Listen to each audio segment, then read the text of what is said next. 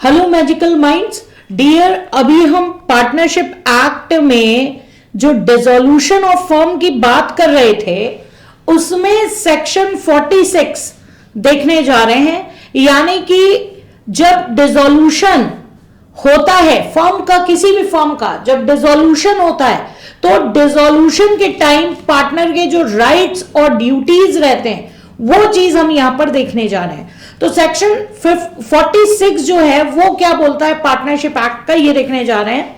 सबसे पहले इन्होंने ये बात की पार्टनर्स जर्नल लेन। पार्टनर्स जर्नल लेन यानी कि लेन, आपको पता होगा कि लेन किसे कहते हैं। लेन अगर किसी के सामान को रोक कर रखा जाता है उसको हम लेन कहते हैं। अभी आपका सेल ऑफ गुड्स एक्ट में भी ये टर्म आएगा, राइट। तो यहां पे क्या है, एवरी पार्टनर और हिज रिप्रेजेंटेटिव इज एंटाइटल्ड, पहली चीज क्या बोली गई, to have the firm's property applied in payment of firm's debts and to have the surplus distributed amongst the partner और the representative according to their respective rights. यानी कि अगर partner चाहे तो पार्टनर फर्म की प्रॉपर्टी को रोककर रख सकता है, ठीक है। किस चीज के बदले में, यहां पे ये लिखा है कि किस चीज के बदले में फर्म की प्रॉपर्टी को रोककर रख सकता है, in payment of the firms debt. अगर किसी पार्टनर ने फर्म को जो है डेट दे रखे हैं तो उसके पेमेंट के रिगार्डिंग, अब पार्टनर को ही पेमेंट मिलना है, ठीक है। डेट का जो पेमेंट है, जब बाकी आउटसाइडर्स का जब भुगतान हो जाएगा, पेमेंट हो जाएगा, उसके बाद पार्टनर के डेट की बात आती है, ठीक है।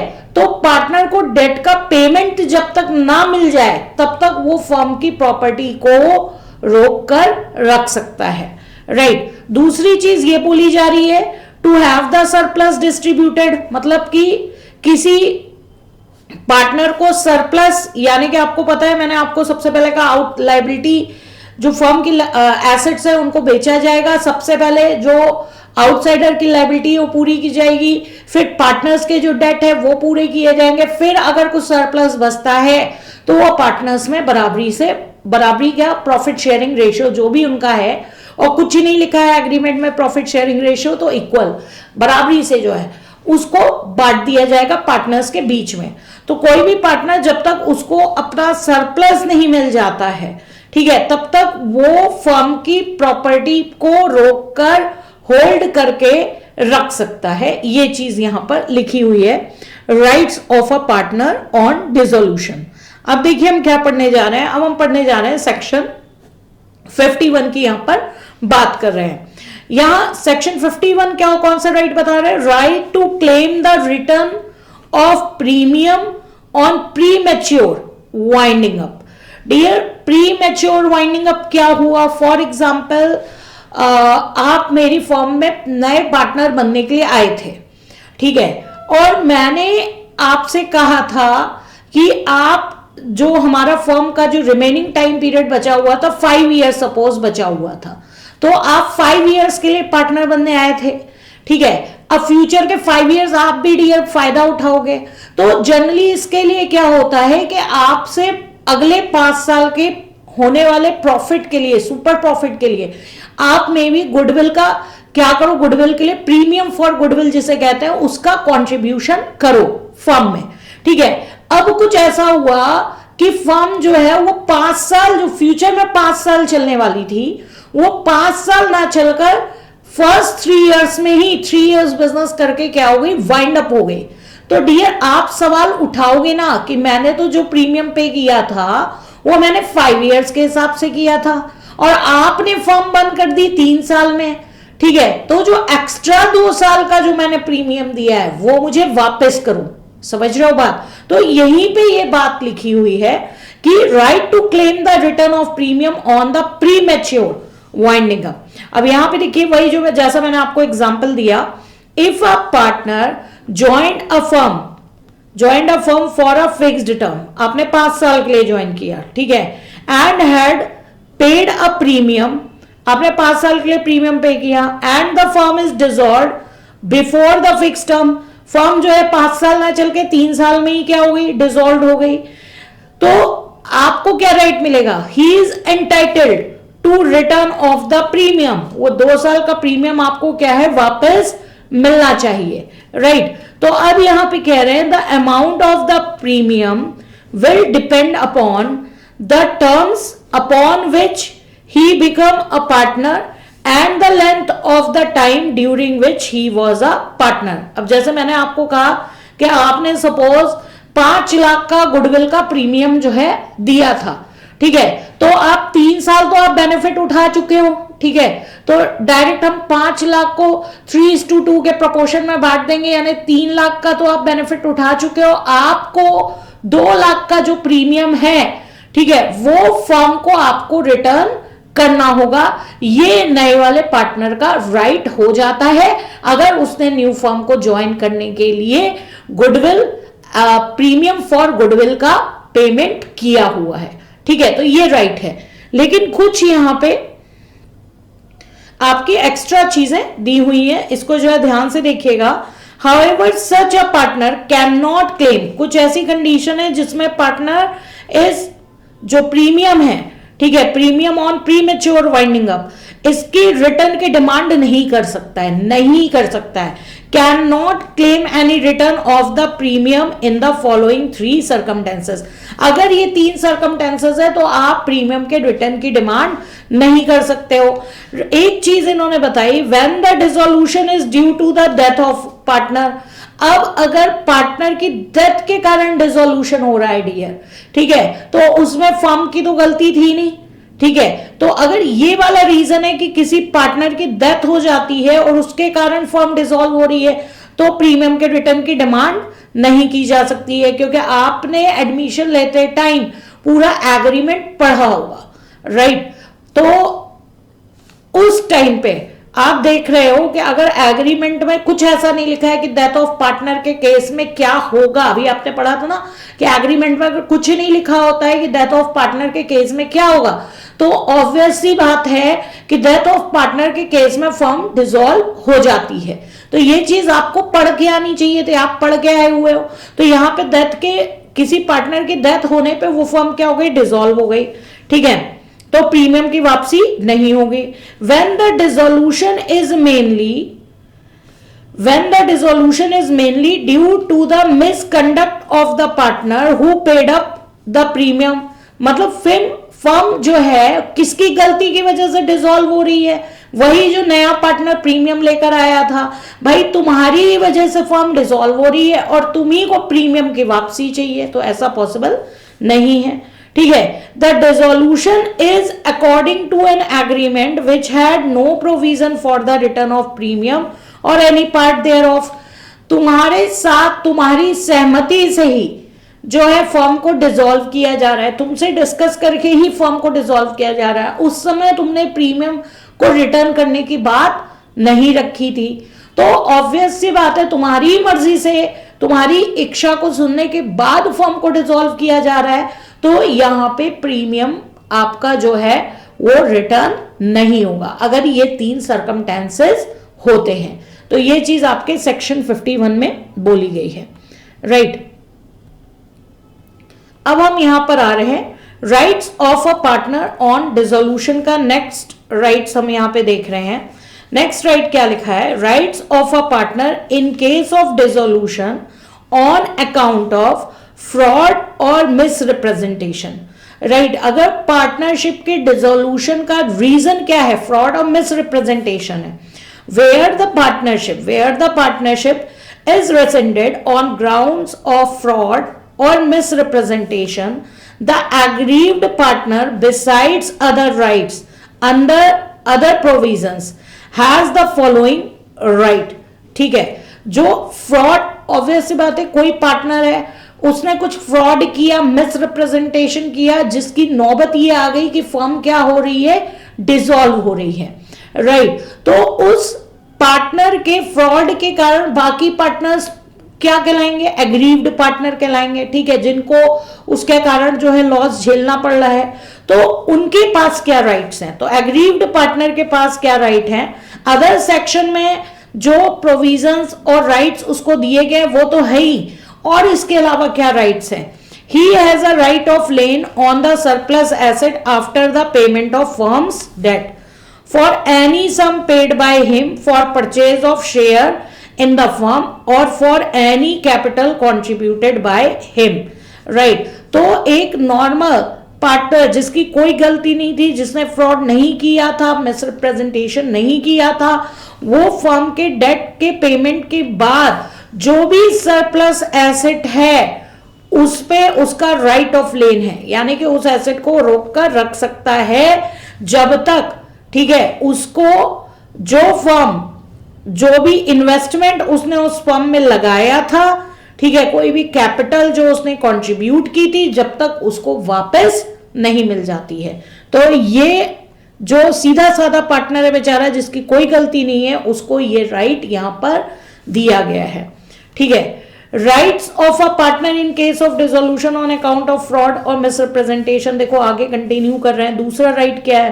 पहला राइट हमने अभी फर्स्ट स्लाइड पे पढ़ा था, लास्ट स्लाइड में, जो अभी इस राइट की फर्स्ट, अभी जो लास्ट स्लाइड हम देख रहे थे उसमें हमने पढ़ा था कि उसका फर्स्ट राइट क्या है। ठीक है, अब सेकंड नंबर का राइट क्या है? He is entitled to rank as creditor of the firm in respect of any payment made by him towards firm's debt. ठीक है, फर्म के डेट के लिए उसने अगर कोई भी उसने फर्म को लोन दिया है, ठीक है, तो वो बिल्कुल आउटसाइडर की तरह ही उसको भी ट्रीट किया जाएगा, आउटसाइडर की तरीके से ही। मैंने कहा ना, सबसे पहले पेमेंट आप किसको करोगे? आउटसाइडर। तो जो बाकी पार्टनर्स हैं जिनकी कोई गलती नहीं है, जिन्होंने फ्रॉड नहीं किया, एग्रीव्ड पार्टनर है, ठीक है, वो क्या बन जाएंगे अपने लोन के लिए? आउटसाइडर की ही तरह वो भी फर्म के क्रेडिटर होंगे अपने दिए गए लोन के लिए। ठीक है, थर्ड राइट क्या बोला जा रहा है? He is entitled to indemnified by partners guilty of fraud और misrepresentation against all the debts of the firm. Right, जिस पार्टनर के फ्रॉड या मिसरिप्रेजेंटेशन के कारण कोई लॉस हुआ है, जो कि बाकी इनोसेंट पार्टनर्स को झेलना पड़ रहा है, तो जो फ्रॉड करने वाला पार्टनर है, मिसरिप्रेजेंटेशन करने वाला पार्टनर है, वो उस लॉस की भरपाई बाकी इनोसेंट पार्टनर्स को करेगा। ये चीज लिखे, he is entitled to be indemnified, यानी उनको लॉस की भरपाई मिलेगी बाय द पार्टनर, किस पार्टनर के थ्रू? जिसने गिल्टी किया है, गिल्टी ऑफ फ्रॉड और misrepresentation against all the debts of the firm. Right, ये चीज यहां पर सेक्शन 52 में बोली जा रही थी। अब हम देखने जा रहे हैं सेक्शन 53। यहां पे किस राइट की बात हो रही है? Right to restrain from use of firm name और फर्म प्रॉपर्टी। ठीक है, unless otherwise agree by the partner, मतलब कि जब तक एग्रीमेंट में कुछ स्पेशली ना कहा जाए, ठीक है, एवरी पार्टनर और his representative may restrain any other partner, may restrain any other partner or his representative from carrying on similar business in the firm name or from using the property of the firm for his own benefit till the affairs of the firm are completely wound up। तो dear, मैंने आपको पहले ही बता दिया था कि जब firm का डिसोल्यूशन होता है, इसके बाद जो है वाइंडिंग अप का प्रोसेस जो है वो क्या है, शुरू होता है। ये चीज मैं आपको पहले ही क्लियर कर चुकी हूं कि फर्म के डिसोल्यूशन के बाद जो है वाइंडिंग अप का प्रोसेस जो है वो स्टार्ट होता है। तो फर्म डिसॉल्व हो गई यानी खत्म हो गई, उसका बिजनेस जो है कंटिन्यू नहीं रहेगा जब तक उसकी एसेट को बेचकर लायबिलिटीज का पेमेंट, ठीक है, आउटसाइडर की लायबिलिटीज, फिर उसके बाद जो पार्टनर्स का डेट है, फिर उसके बाद अगर कुछ सरप्लस बचता है तो बाकी पार्टनर्स को बांटकर खत्म किया जाता है। जब तक ये सारी एक्टिविटीज खत्म नहीं हो जाती है, इसको हम बोलते हैं वाइंडिंग अप प्रोसेस।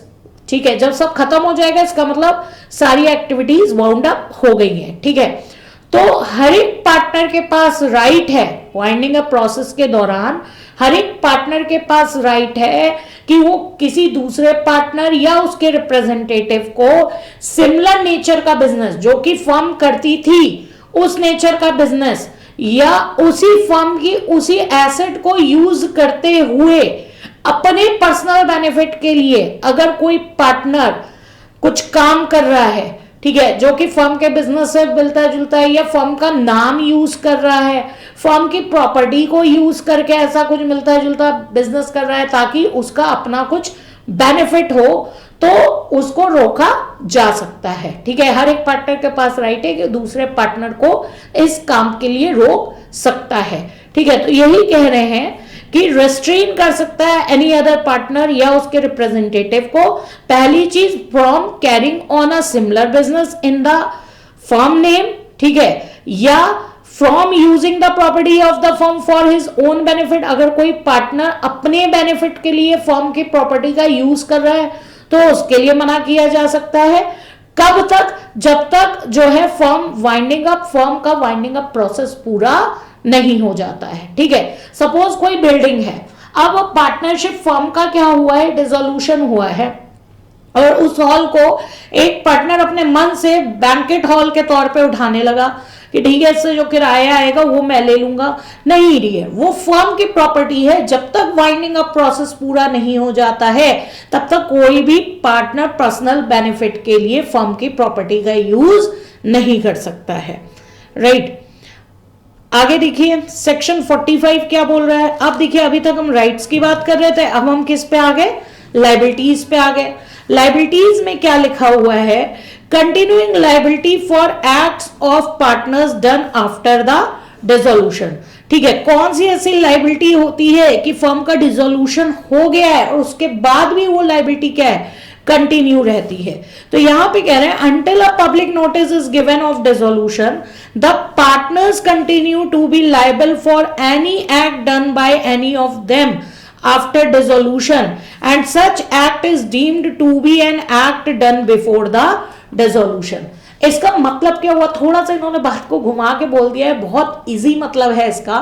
डियर, आप सब पार्टनर्स हो किसी फर्म के, आपके डिसोल्यूशन हो गया, ठीक है, अब 25 जैन को आपका डिसोल्यूशन हुआ है, लेकिन आपने कोई भी पब्लिक नोटिस जो है फर्म के डिसोल्यूशन के रिगार्डिंग नहीं दी है। तो आपको मालूम है आपके बीच कैसा रिलेशनशिप था, म्यूचुअल एजेंसी का रिलेशनशिप था। एक पार्टनर के द्वारा किया गया काम बाकी सारे पार्टनर्स को क्या करता था, बाउंड करता था।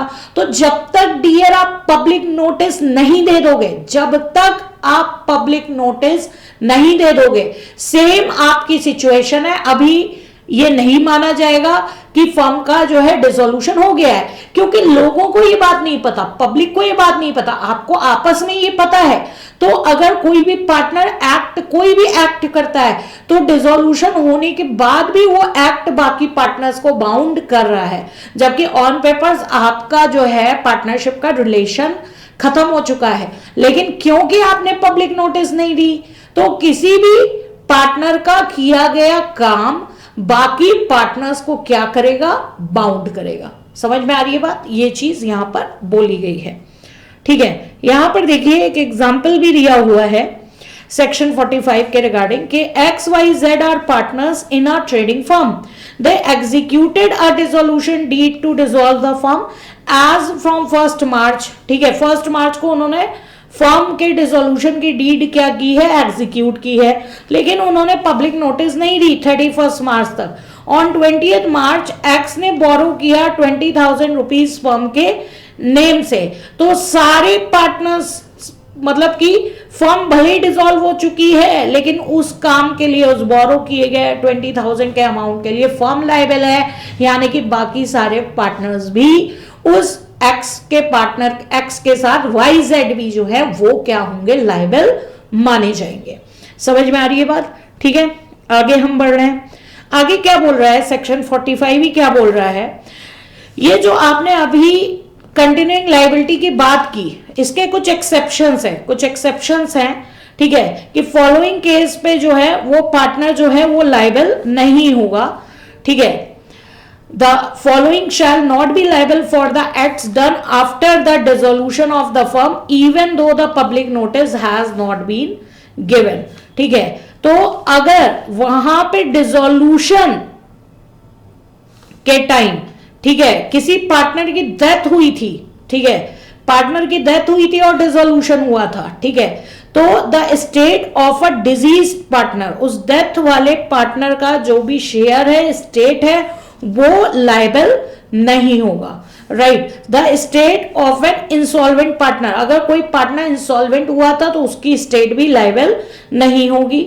और अ स्लीपिंग और dormant partner who has retired from the firm, और अगर कोई स्लीपिंग और डॉर्मेंट पार्टनर है जो कि फर्म से रिटायर हो चुका है, तो आपको पता है कि स्लीपिंग और डॉर्मेंट पार्टनर जब फर्म से रिटायर होता है तो इनको पब्लिक नोटिस देने की जरूरत नहीं होती है। तो ये 3 कंडीशन ऐसी हैं कि अगर फर्म ने मतलब कि डिसोल्यूशन की पब्लिक नोटिस नहीं भी दी है तो ये 3, इंसॉल्वेंट वाले पार्टनर का हिस्सा, डेथ वाले पार्टनर का हिस्सा, स्लीपिंग और डॉर्मेंट पार्टनर, ठीक है, जो कि ऑलरेडी रिटायर हो चुका है, ठीक है, वो सब जो हैं वो लायबल नहीं होंगे किसी पार्टनर के किए गए एक्ट के लिए, ठीक है। बाकी जितने एक्टिव पार्टनर हैं वो लायबल हो जाएंगे अपने बीच में से किसी भी पार्टनर ने अगर फर्म के रिगार्डिंग कोई एक्ट किया है, भले ही फर्म डिसॉल्व हो चुकी है, राइट।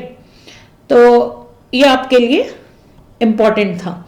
अब यहां पर देखिए सेक्शन 45 किसकी बात करता है? सेक्शन 45 बात करता है continuing authority.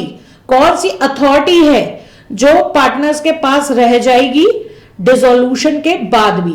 After the dissolution of a firm the authority of a partner to bind the firm and the other mutual rights and obligations of the partners continue, ठीक है, मतलब कि हर एक पार्टनर अपने कामों से, ठीक है, दूसरे पार्टनर्स को बाउंड कर सकता है, फर्म को बाउंड कर सकता है, उनके बीच जो म्यूचुअल राइट्स और ऑब्लिगेशंस हैं, ठीक है, वो कब तक चलते रहेंगे? So far as may be necessary, जब तक जो है to wind up the affairs of the firm, जब तक फर्म को प्रॉपरली वाइंड अप, ठीक है, ना हो जाए, ठीक है, तब तक उनके अपने म्यूचुअल राइट्स और ऑब्लिगेशंस चलते रहेंगे। प्लस ऐसा हो सकता है कि कुछ डिसोल्यूशन के टाइम, फर्म के डिसोल्यूशन के टाइम कुछ अनफिनिश्ड ट्रांजैक्शन हो, ठीक है, pending at the date of dissolution, dissolution के टाइम कुछ अनफिनिश्ड ट्रांजैक्शंस हो, वो पार्टनर को कंप्लीट करने होंगे भले ही फर्म का डिसोल्यूशन हो गया। सपोज डिसोल्यूशन के पहले फर्म ने एक सेल जो थी वो फिक्स कर दी थी, ठीक है, गुड्स की जो सेल थी, डील जो थी वो फिक्स कर दी थी, उसका एग्रीमेंट कर दिया था। तो भले ही फर्म का डिसोल्यूशन हो गया है लेकिन वो अनफिनिश्ड ट्रांजैक्शन है, उसको पार्टनर्स जो है वो पूरा कर सकते हैं, राइट, क्योंकि वो डिसोल्यूशन के पहले एग्रीमेंट जो है वो किया गया था।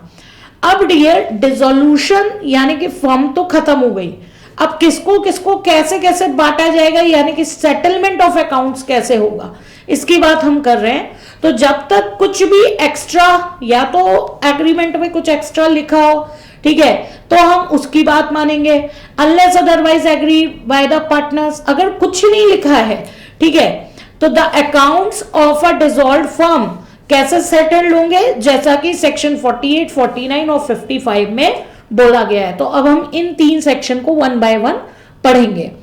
तो सबसे पहले सेक्शन 48 हम देखते हैं, 48 क्या बोलता है, ठीक है, लॉसेस, अगर फर्म को लॉस हो रहा था, including deficiencies of capital are to be paid in following manner. अगर फर्म को कोई भी लॉस हुआ है, ठीक है, या फर्म में कोई कैपिटल की डेफिशिएंसी है, दोनों की बात की जा रही है, उसका पेमेंट कैसे किया जाएगा, उसका सीक्वेंस क्या रहेगा, सीक्वेंस देखिएगा।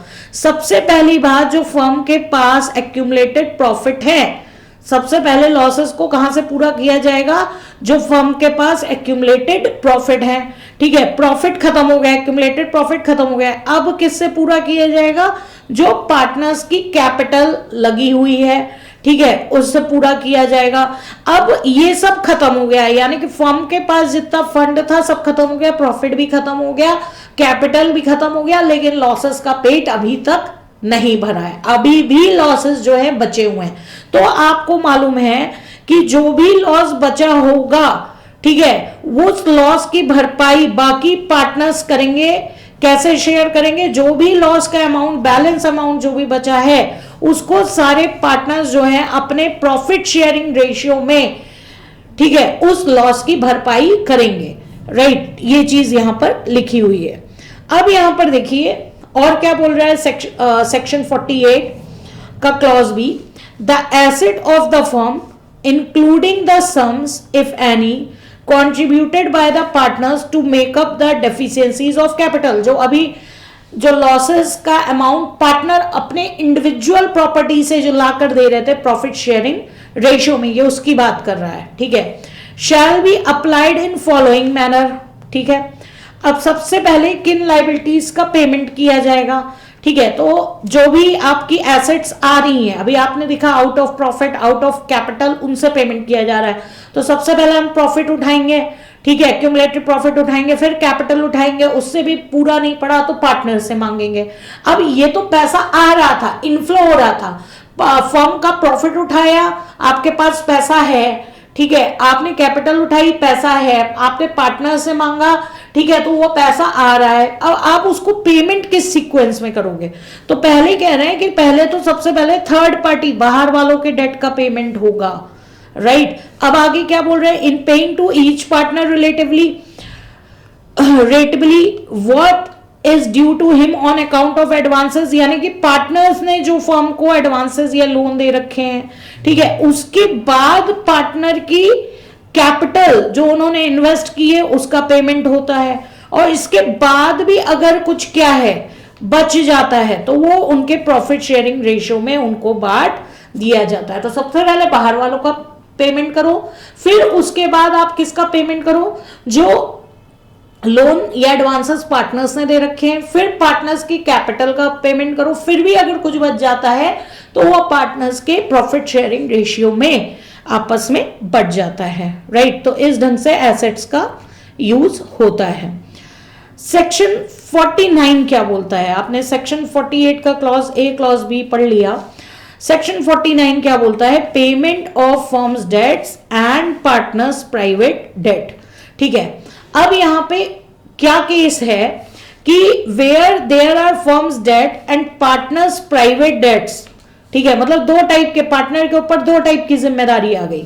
एक तो उसको फर्म के का जो डेट है उसका भुगतान करना है, और अपने जो प्राइवेट पर्सनल कैपेसिटी पे उसने लोन वगैरह डेट वगैरह लिया हुआ है उसको अप्लाई करना है। तो अगर दोनों टाइप के डेट का पेमेंट करना है किसी पार्टनर को, तो किस चीज से किस टाइप के डेट का पेमेंट किया जाएगा, ये चीज यहां पे लिखी हुई है, ठीक है। दो आप पार्टनर हो, आपके सर पे दो टाइप की जिम्मेदारी आ गई। एक तो जो आप बिजनेस कर रहे थे, फर्म जो है वो डिसॉल्व हो गई है, उसके डेट का भी पेमेंट करना है, और आपके अपने कुछ पर्सनल डेट भी थे उनका भी पेमेंट करना है। तो कैसे डिसाइड किया जाएगा, सेक्शन 49 बता रहा है। तो सबसे पहली बात, अब फर्म के डेट का पेमेंट किसको करना चाहिए, फर्म की प्रॉपर्टी से करना चाहिए। तो फर्म की प्रॉपर्टी को आप ऐसा नहीं करेंगे कि फर्म की प्रॉपर्टी पार्टनर को दे देंगे, सबसे पहले फर्म की प्रॉपर्टी से आप फर्म के डेट का पेमेंट करोगे। बिल्कुल जस्टिस वाली बात है कि फर्म की प्रॉपर्टी का पार्टनर को बंटवारा मत करो, पहले आप फर्म की प्रॉपर्टी से फर्म के डेट का क्या करो, पेमेंट करो, ठीक है। फिर अगर कुछ सरप्लस बचता है तो अब वो किसका है, पार्टनर का है, उसके प्रॉफिट शेयरिंग रेशियो में। तो ये कह रहे हैं कुछ सरप्लस बचा है, if any shall be applied in the payment of partner's private debt to the extent to which concern partner is entitled to share in the surplus. वही मैंने बोला कि सरप्लस में से जो उस पार्टनर का हिस्सा है वो मिल जाएगा उसे, उससे वो अपने पर्सनल डेट का जो है वो पेमेंट कर सकता है, ठीक है। अब अगर बात आई कि फर्म के डेट का पेमेंट फर्म की प्रॉपर्टी से किया लेकिन फर्म की प्रॉपर्टी पूरी नहीं पड़ी, तो अब पार्टनर से मांगा जाएगा, पार्टनर की जो प्राइवेट प्रॉपर्टी है।